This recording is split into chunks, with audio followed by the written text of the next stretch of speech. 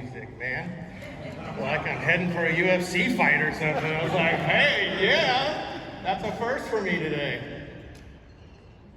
It's 3 a.m. in the morning and I keep my phone by my bed because at the time I'm working for a company that is one of the fastest growing companies in the world. I started off as employee number 24 when I first got there, and at this point of this phone call, we were pushing the seams at 300 employees in less than a year and a half.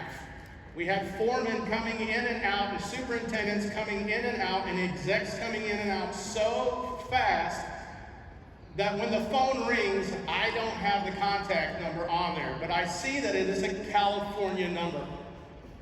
That's important because I'm in Indiana. I'm in the Midwest.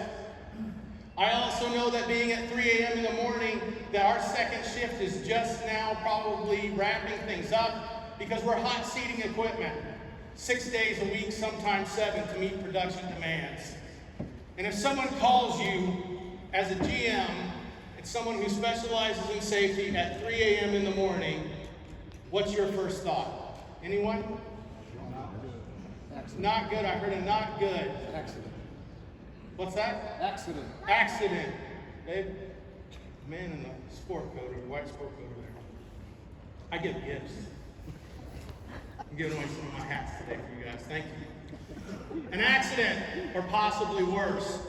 Now, being in the mining industry for several years, I know what it's like that there's not enough left of a human being to put in a 5-gallon bucket after an incident. And at 3 a.m., I know I need to answer that phone. So I pick up the phone and I said, hey man, it's 3 a.m. here. No worries, I'm a little groggy. It's Michael, what can I do for you? Silence. Hey bud, it's me, what's going on? Silence. Hey bud, I don't have your name. I'm sorry, I don't have your contact information. I don't know who this is. What's going on? What can I do for you? Silence. I spent 7 years in a non-profit space where we mentored people coming out of federal prison to live their life. A lot of them were 1%er bikers. And they didn't always know exactly the right way to communicate their feelings. Let me put it that way. So I had to listen during that time. I had to learn to have what's called a listener's ear. So I have to listen to what you are saying, but look beyond. And actually listen to what you're actually saying, or hear in the background of what's going on. So I listen.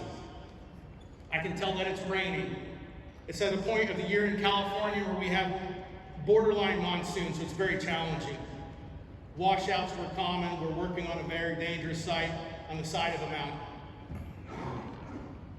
I also listen, and in the background something puzzles me. I hear traffic.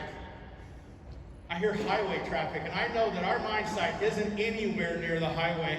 And then the third sound that I hear is actually air conditioning units popping on and off, and realize they're reverberating against a concrete wall, and it comes to me.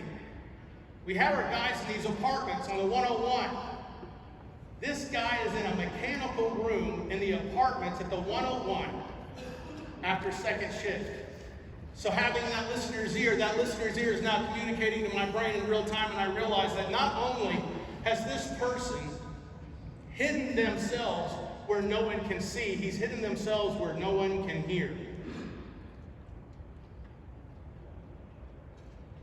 Finally, I said, hey bud, look, I'm 100% here for you.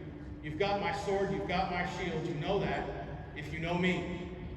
Whatever's going on, I'm going to get you through it. And then I finally get to hear a grown man crying. And he's trying really hard to talk to me. I said, buddy, we've got this. What's going on? Michael, I realized right away when he says my name who he is. He's a young man that I dearly love, with all the talent, all the ability in the world. He's got everything going for him. Darn it, he was even good looking. What do you do with a guy like that? He said, Michael, I can't do this another day.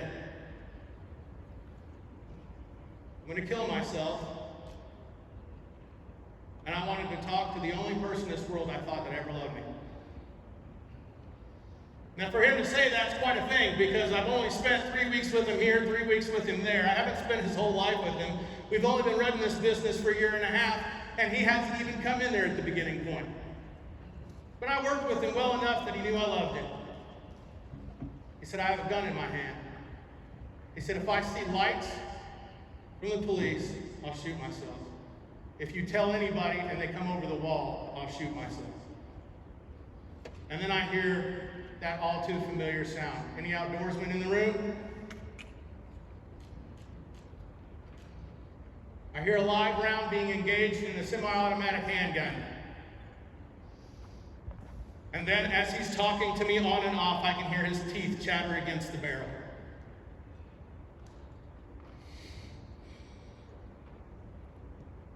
I reach over to my wife and I ask her to pray.